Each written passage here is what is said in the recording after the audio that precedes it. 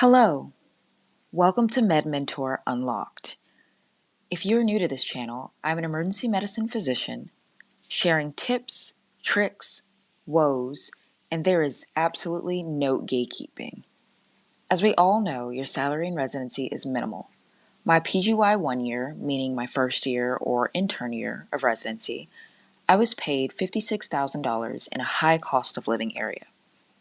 I know this sounds like decent money, but when you factor in most residents work 80 plus hours a week, the 8 years of schooling to get to this point, and the debt associated with that, it's actually a pretty low wage.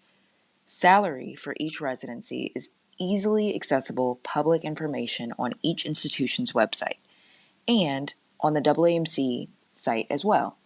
So if you are in the process of application season or just a concerned family member, please review this information online. AAMC states that for the 2025 academic year, PGY1 average salary was mid to high 60,000s. Your salary will be different depending on location, potentially specialty, and specific program.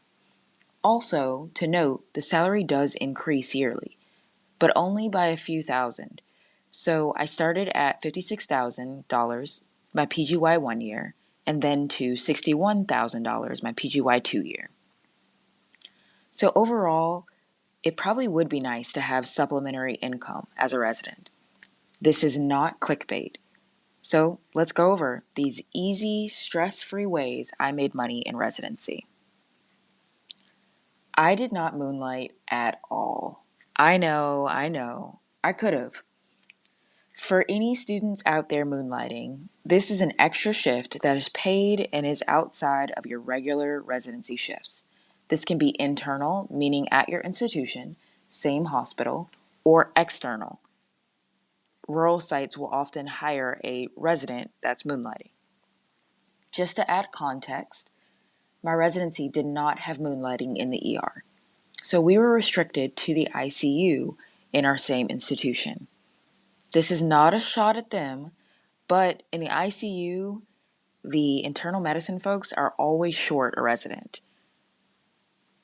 I truly value my time, however, and my personal life, so that was a no for me. So I tried to make sure my off time was spent very wisely.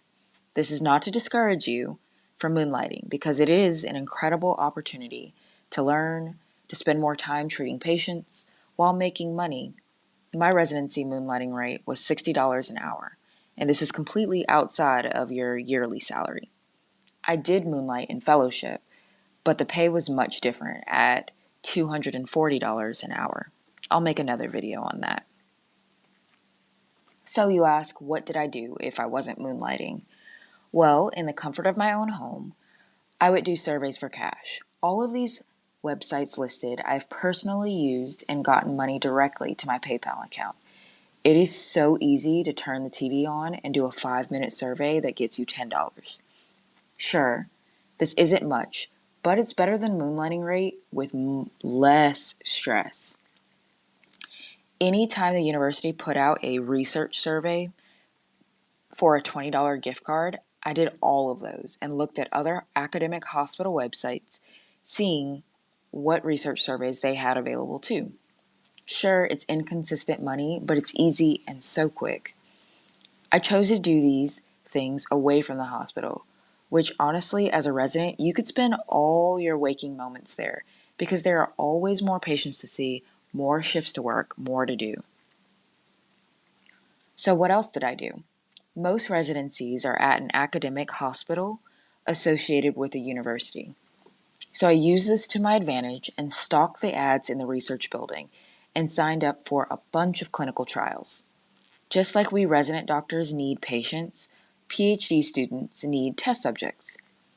Now, I did not sign up for any invasive studies, so anything that required blood work, taking medication. I truly wanted easy, pain-free work. I was, however, the test subject in many surveys. For example, a survey about barriers to entry into medical school, test subject of a therapy journal where every day for a week I would input how I felt about life. I was a test subject in a physical clinical trial that was testing the efficacy of hearing tools in younger populations. Most of these trials were $25 to $50 for less than an hour of work, with a few being $100 plus per hour. I also was in a commercial for a local brand partnering with the university, and they paid the moonlighting rate $240 for 4 hours. This was fun, easy, great money, and for a good cause. I did some textbook editing. While I was at one of the national conferences for emergency medicine, I heard about new textbook editions coming out and that they were looking for resident reviewers, and I was paid a stipend for that.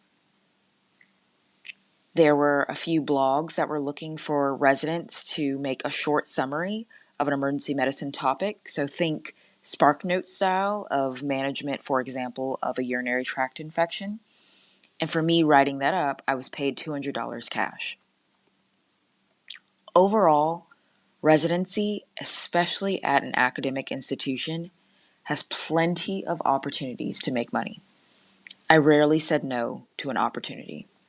I hope this video gave you ideas and open up your mind to think outside of just the moonlighting box, especially when residency is already so time-consuming and stressful. As always, no gatekeeping. This is my tell-all, so please subscribe, like, and share with your colleagues.